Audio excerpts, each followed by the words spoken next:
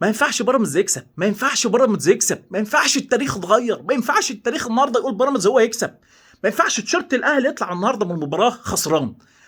الف مبروك لكل جماهير الاهلي في كل حته، النهارده ده الاستثمار الحقيقي.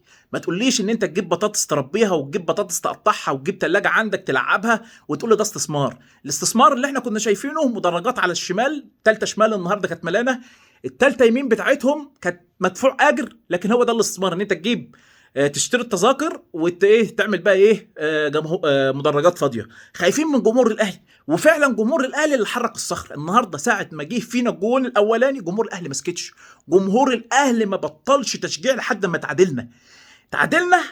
انت شفت بقى، ده دور الجمهور، ده الاستثمار الحقيقي، ده 100 سنه يا جماعه، اكتر من 100 سنه، انت عايز اكتر من كده ايه؟ عشان كده بنقول التاريخ النهارده ما كانش ينفع يطلع بيقول ان الاهلي خسران. الاهلي طلع النهارده كسبان. شكرا لكل لعيبه الاهلي، لعيبه الاهلي كانت ابطال النهارده. شكرا لحسين الشحات على التصدي الرائع النهارده. شكرا لحمدي فتحي في الجون الثاني. انا كنت مبسوط في جون حمدي فتحي ان انا شفت هاني سعيد قاعد على الدكه، بص الهم في وشه، ده حاجه تنبسط منها. ومحمود فتح الله نفسه ينزل يلعب معاهم، انا كان نفسي انزل العب معاهم، ما فيش فرق.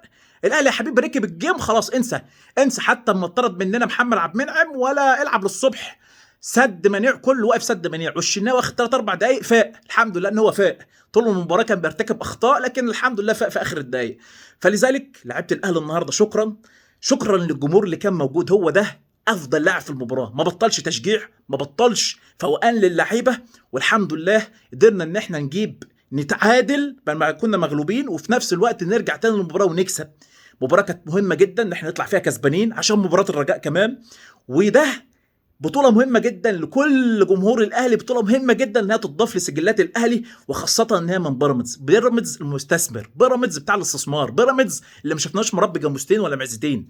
يعني ما شوف ما فيش فين الاستثمار ده. فالنهارده فعلا احنا علمناه ازاي الاستثمار، علمناه ازاي التاريخ بيتكتب، علمناه ازاي التاريخ بيفوز في الاخر بجمهور الاهلي، بلاعيبه الاهلي، بابطال الاهلي. مبروك لكل جمهور الاهلي، وشكرا لكل اللاعيبه اللي كانت واقفه النهارده رجاله في الملعب. شكرا لحسين الشحات، شكرا لحمدي فتحي المقاتل في الملعب، شال انقاذ ولا اروع. لعيبه بيراميدز كانت مؤذيه في المباراه في الشوط الاول، والله الحكم كتفنا وسابهم. يعني انت عندك رامي ربيعه طلع كتفه مخلوع، وقبله عبد الله السعيد بيجيب رباط صليبي برضه لكريم فؤاد. النهارده لعيبه مؤذيه في الملعب، لكن بنقول الحمد لله كسبنا عشان ما نشوفش خلقه واحد فيهم يطلع يشمت في الاهلي.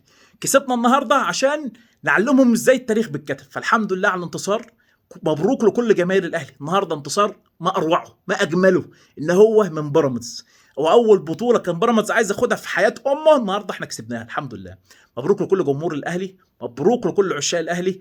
وما ينفعش الاهلي ما يخرجش من المباراه كسبان يا بيراميدز، هو ده الاستثمار يا حبيبي.